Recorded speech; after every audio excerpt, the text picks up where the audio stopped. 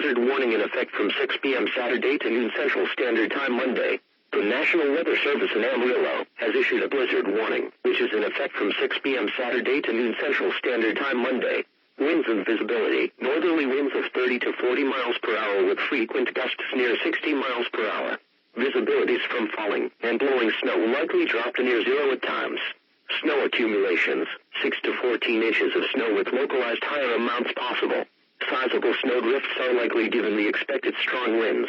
Wind chills: the combination of strong north winds and cold temperatures will produce wind chills as low as 10 below zero for much of the event. Impacts: travel will become extremely hazardous and could become impossible in these conditions. A blizzard warning means severe winter weather conditions are expected or occurring. Falling and blowing snow with strong winds and poor visibilities are likely. This will lead to whiteout conditions, making travel extremely dangerous. Do not travel. If you must, have a winter survival kit with you. If you get stranded, stay with your vehicle.